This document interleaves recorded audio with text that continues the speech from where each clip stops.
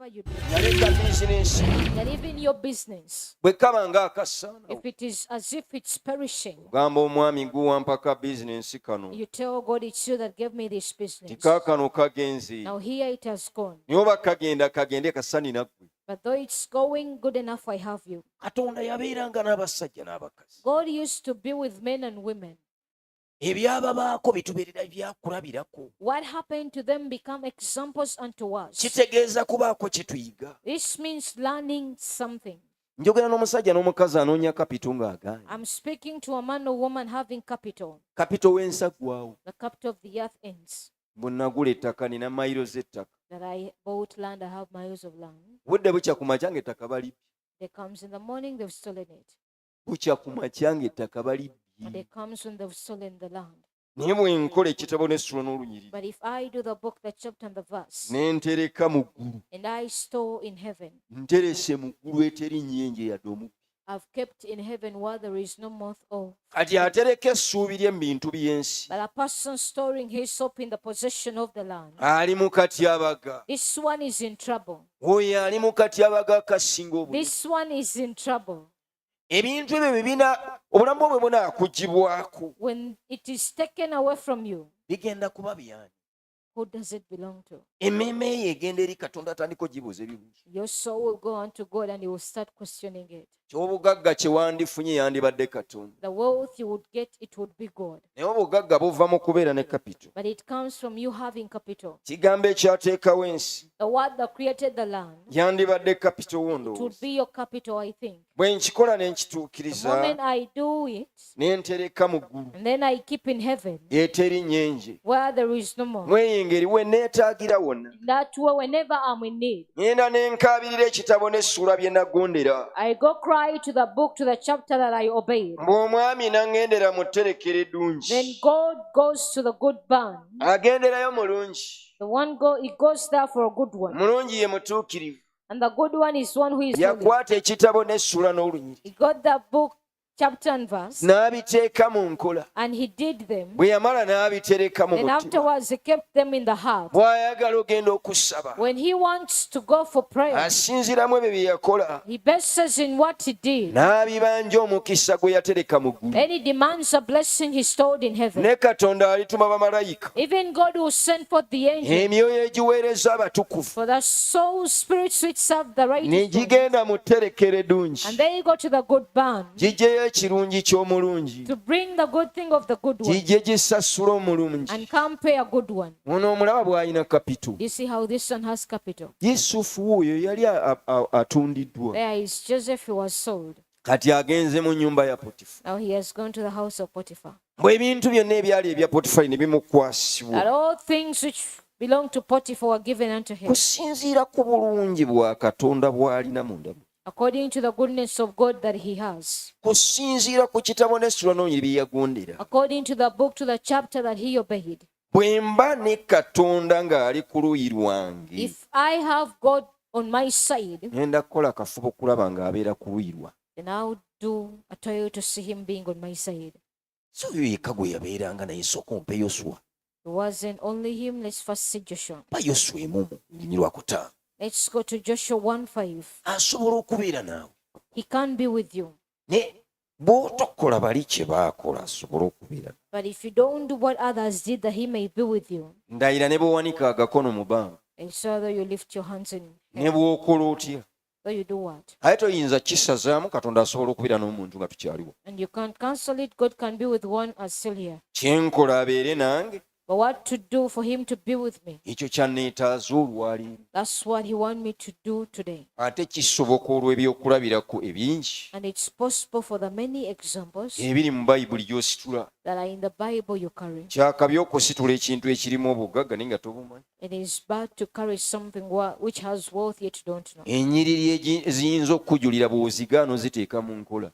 The verses which could help you if you fail to do them. Taliba naawe n'olunaku n'olwo. He won't be with you any single day. Ne bw'omuyita emirundi 1,000. Though you call him 1,000 times. Tusomere Alice. Yoswa essula esooka onyolo wa 5.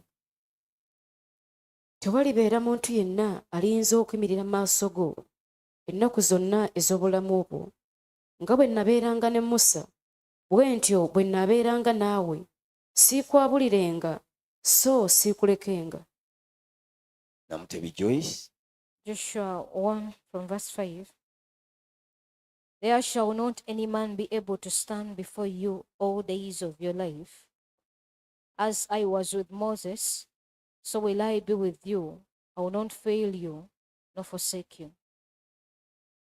Omuntu alina Katonda teri amuyimirira maaso n'amusobola.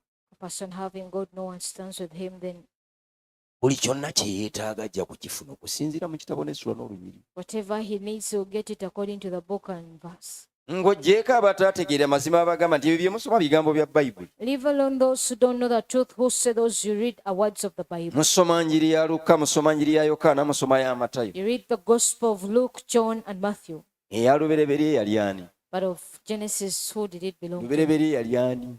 Who was Genesis? Kati ono Katonda yamuga. So here it's God telling him, Si Musa. not Moses, Nga bwe nnabeeranga ne Musa. that the way I was with Moses, Bwe ntyo bwe nnaabeeranga naawe. so will I be with you. Katonda yennyini amwegamba. It's God himself speaking to him. Totya ggwe Yoswa. Fear not, Joshua. Awo ntegeera nti eno enjiri si ya Musa. And there I understand this gospel doesn't belong Musa to him. yagondera ngondere Katonda n'abeera naye. Moses just obeyed, then God was with him. Bwe ngifuula kapito wange If I make it my capital, ne ngisukkulumya ebitabo bye nnina, and I exalt it above the books that I have, ne ngisukkulumya obugagga bwe nnina, and I exalt it more than the world, ndaba bwe mba nnina enjiri, rise if I have the gospel, nnina byonna. I have all. Katonda ayinza n'okuleeta abaddiguli ne bankolera. God can bring even those of degrees to work for me. Abaddiguli ne bankolera. Of degrees to work for me. Tulina balooya, ffe tubasinga obugezi. We have the lawyers. Are we wiser than them? Looya nze mukama we. I am his master. Mayanja wa Olive alina looya. Mayanja has a lawyer. Muntu bw'agondera enjiri azitowamu. When a person obeys the gospel is, Naye kyenkola, but what I do, Katonda abeere nange ndyoke nzitu. what I do for God to be with me that I may be exalted. Kati agambye Yoswa. So he has told Joshua. Nze nakizula yali agamba Mayanja. I understood he was speaking to Mayanja. Nga bwe nabeeranga ne Musa. The way I was with Moses, Mayanja nsobola okubeera naawe. Mayanja, I can be with you. Nga bwe nabeeranga ne Mutume. The way I was with Apostle, Nsobola okubeera ne Mayanja. I can be with Mayanja. Naye Mayanja yazuula Mutume kye yakola Katonda abeere naye. But did Mayanja understand what Apostle did for God to be with him? Agende ku mutindo gw'ekyo naye asobola okuwona ekifaanana nga asidi. That he may go to the level of that to be healed from what is like acid. Katonda yabeeranga ne Musa kubanga Musa yagonderanga Katonda. God used to be with Moses because Moses used to obey God. Genda okima abaana bange Isirayiri n'agenda. Will you bring my children from Egypt to Kola where? omusoto ogw'ekikomo n'agukola. Make a brazen snake he did. Naba ne Yesu amujuliza. Saving Jesus testifies. Nga Musa bwe yawanika omusota mu ddungu. The way Moses lifted up a serpent in the wilderness, Wandibaddewo ekintu ky'okola Katonda n'akujuliza. there would be something for you do for God to testify of you. Wandibaddewo ky'ogondera Katonda n'akujuliza. You would obey something for God to speak about you. Katonda yandikuyisa omuddu we. God would call you a servant Bw'oba wakkiriza Katonda okubeera kapito wo. if you believe God to become your capital. Ba Katonda bw'abeera kapito wange. Because if God is my capital, Bamenya obubaawo. they break Bamenya ennyumba mu lubigi. They break houses. Bangobye mu kibuga ku nguudo. They've chased me from the city, Nze nina kapito. but I have capital. Asobola okuntandika watabadde ki. It can begin where there isn't anything. Manyi musajja ngobye. This man has Simanyi just, mukazi agenze. or this woman has gone. Baana bange bafudde baweddewo. My children are dead. Yobu yasinziira. That's why Job is. Ayina Katonda. He has God. Aba n'engeri ey'enjawulo. He has a different way. Laba Yobu bwe yeebaza. And see how he thanked. Ennya lya Mukama lyebaza. Praise be to the name of the Lord. Abaana bagenze n'obugagga bwonna. When children are gone and all the wealth, Bwe nsigaza Katonda. when I remain with God, Alisaawo ebigenze. He will bring or restore back what has gone. Omuntu alina kapita ayinza okukaaba. A person with capital, can he cry? Akazimbe kayidde nina kapita. The building is burnt, but I Nina have, wenzija. I have where I take from. ate ono kapita asobola And okumbeezaawo this capital can make me stay nga siina kyenjula. without lacking anything. Yalintwala ne mu bwakabaka. It is he to take me to the kingdom. Weewuunya ebintu abantu bye beesiga. Amazingly, what people trust, Mbw ate byonna tebigenda kuzuulirwa kifo. and all they won't find a place for it. Kyokka ono kapito gwe nazuula But this capital that I understood, asobola okundiisa obuntu bw'ensi. it can feed me with the possession of the land. Bwe muteekamu ekitiibwa If I honor it, nandiisa obuntu bw'ensi. I would call the possession of the land. Lunaku lwali bujjawo abukasuke mu nnyanja ey'omuliro. That day he will take it away to throw it in the lake of fire. Aneetwalire mu kitiibwa. He will take me back to glory. Kati amaaso gange nja gateeka ku kivaamu byonna. So I'm going to put my eyes on the source. Kati Yoswa yali alina kwetegereza. So Joshua had to observe Ogenda kubeera nange nga bwe wabeeranga ne Musa. that you're going to be with me the way you were with Moses. Musa mpozi yakola ki? But what did Moses do? Musa yagonderanga buli ky'omugamba. Moses used to obey whatever you told Ate him. kirungi gwe Yoswa obadde ne Musa. And good enough, you, Joshua, have been with Moses. Kubanga Mayanja bw'ayinza okubeera n'omu ku basumbawa. Or maybe as Mayanja could be. Bajja musumba gy'abikola ndaba.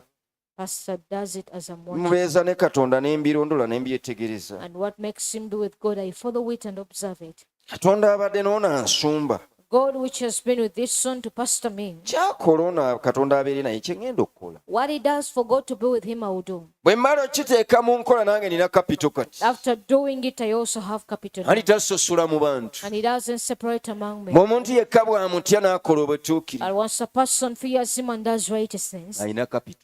he has capital. Katonda amukkiriza. God accepts him. Amukkiriza okubeera mu kkomera. He accepts him to be in prison. N'abaako gw'atikka omugugu bamugye mu kkomera. Then puts a burden on someone to take him from prison. Katonda yabikkulira Yusufu ebirooto. It's God who gave Joseph the dreams Ebyafuula Yusufu okubeera ow'omuwendo ave mu kkomera. that made him to be precious to go out of prison. Ndaba mututte mu kitiibwa kati wa Potifaali. And I see now he's taken to glory. Naye olwokubiri. For the second part. Oddemu olwokubiri. Let's repeat the second verse. Gye twasookedde. Where we first from. Lubereberye. In Genesis. Katonda bwe mugondera. If I obey God, Katonda eyavaamu bino byonna. the Lord which brought forth all, Mbanywezezza Yokaana emu. then I have John 1, Paka ku 3. verse 3. Mbanywezezza Bebbulaniya. Then I'm holding Hebrews 13. 11:3. Ono omwami yateekawo ebintu byonna. It is God that created all things. Ka bizinesi ne bekagenda kasansigazza kato. So the business is away good enough, I have God. Tofaayo nga bwe nabeeranga ne bali naawe nsobola okubeera naawe. Don't worry, the way I was with others, I can also be with you. Genda onoonyereze kye baakola nsobole okubeeranga nabo. Go you seek and see what they did that you may be with them.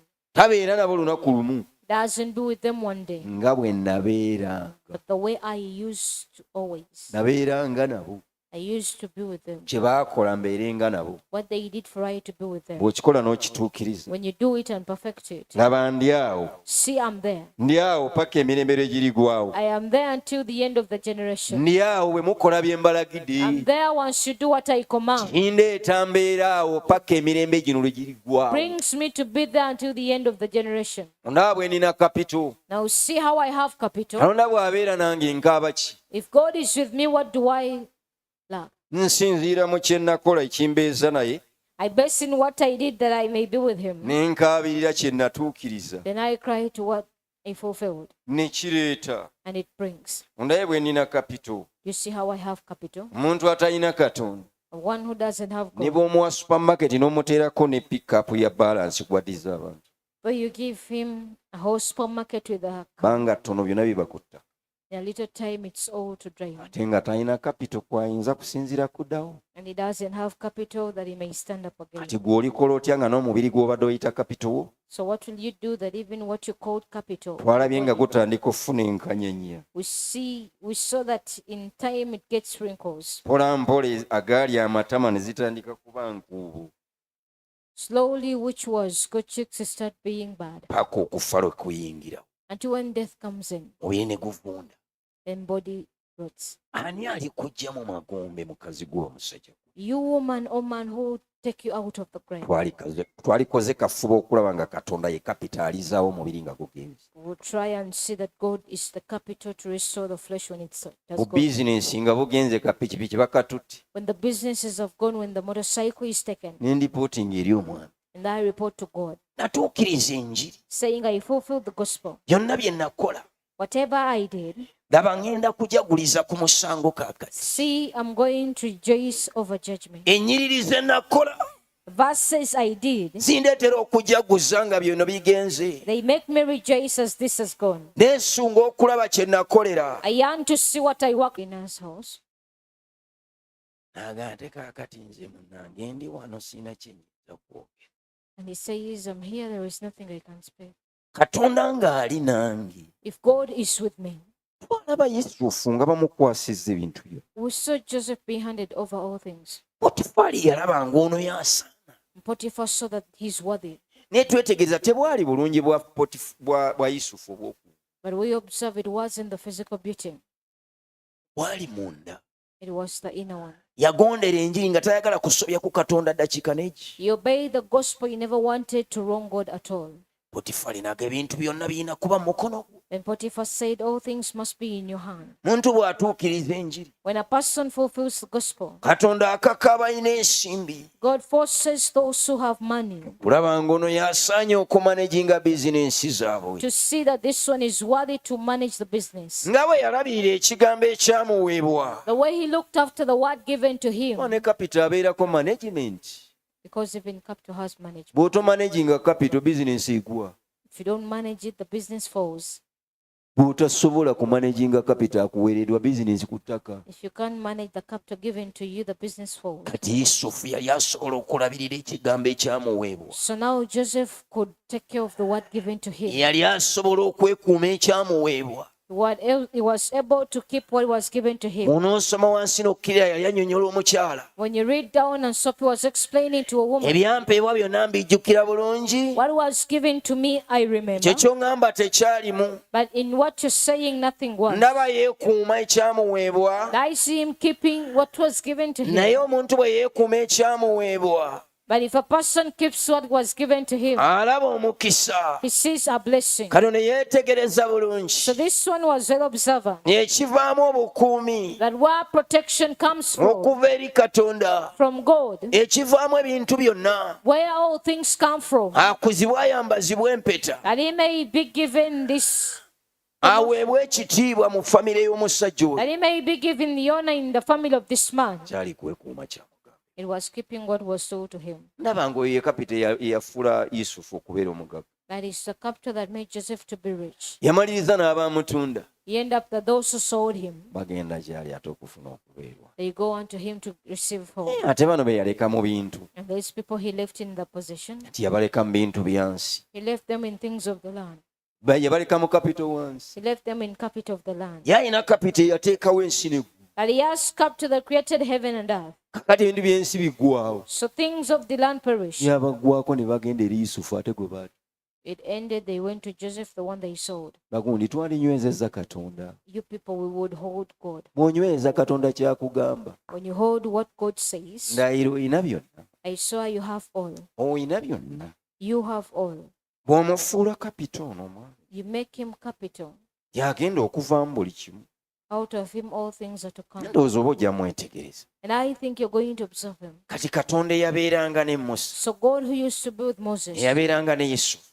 who used to be with Joseph, Ndaba nga ne Yesu yamujulira. but I see even Jesus testified. Tandeka nzekka. He never leaves me alone. Oyo kapito ndi naye. I am with this capital Kubanga nkola bulijjo by'asiima. because I always do what pleases him. Ekyo kimugaana okundeka He nzekka. hinders him to leave me alone. Nze sijja kwogera ku birala. I'm not going to speak about anything else Kubanga oyo omwami aba nange nga nkoze buli ky'aŋŋamba. because God is with me after doing whatever he says. Bwe nkola buli kitabo n'essula kye kiŋŋamba. When I do whatever the book or chapter says, Ne ntereka mu ggulu eteri nnyenje yadde obutalage. and I keep in heaven where there is no moth or rust, Ndigenda ne nkaabirira olunyiriri lwe nagondera. I'll go and cry to the verse I obey. Olunyiriri lwe nagulumiza lulingulumiza. The verse I exalted will exalt me. bwe ngulumiza Katonda angulumiza, When I exalt God, God exalts me. kunziza mu kitiibwa. Take me back to glory. Lw'ekigambo obugambo kye njogedde nti ngulumiza. Of the word that I've said, glorify me. Okumuyita obuyisi Mukama kimuleeta okugulumiza. Calling upon God brings him to glorify me. Bwe mbeera naye wakati mu kukola ky'aŋŋambye, When I be with him amidst doing what he has said. naye kimuleeta n'abeera nange mu buli kye nkola. It also brings him to be with me in whatever I do. Agezaako okummanyira agenda basekula kuba abeerawo okunkuuma. Anyone to familiar me, he will bruise them because he's ever there. Weeye kapita yandinnyambye. That is the captor to help me. Wanze Mayanja siina ssente ziyinza kupangisa bapoliisi bantambulire. Because I, Mayanja, have no money to rent officers to work with me. Nina ssente zina insuwalensi ya nsi. I have no money for the insurance of the land. Ebyo byonna mbirina mu Katonda bwe nkola buli ky'aŋŋambye. But I have all that in God if I do what God says. Buli muntu yandifubye kukola ekyo. Now everyone would do that. Katonda yali ne Yusufu, God was with Joseph, yali ne Musa, was with Moses, yali ne Yoswa, was with Joshua, yali ne Yesu, was with Jesus, n'abalala bonna. with all others. Kola ki? What did they do? Njagala kukola ekyo oyo omwami anzigire. They want to do that for God to come. Bwanjagala akola biragiro byange. That he who loves me does my commandment. Ne nzija ne ntuula gy'ali. I come, I sit with him. Ne mbeera gy'ali ne ndaba ayinza omumanyira wanaayita. I be with him, see any enemy. Bwe mbeera gy'ali simuwa emmere. If I am with him, won't I give him food? Bwe mbeera gy'ali simuwa engoye. If I am with him, won't I give him what to drink? N'amujuza ky'ono eyalabirira ekigambo kyange. What will I miss to give him this one who was in my word? Eyatereka obugagga mu tterekero eritabbibwamu. Stored wealth in the treasure barn where they can't steal from. Lwakisaaniriza taata. Let me welcome the Father.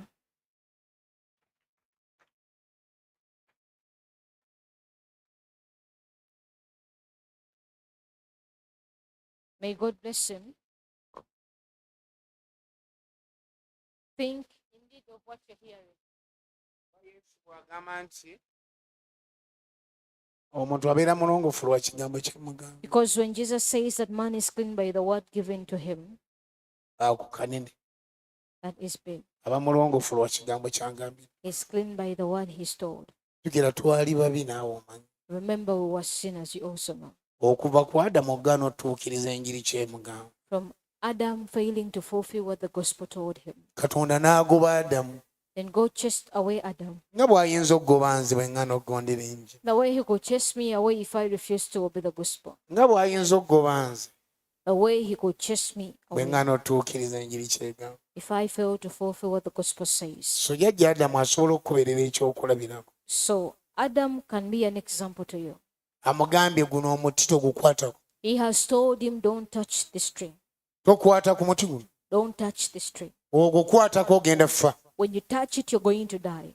Bwe yagukwatako yalama. But when he touched it, did he live? N'afa ng'ofuna ekifaananyi kyo. He died. You get your own image. Ekyangu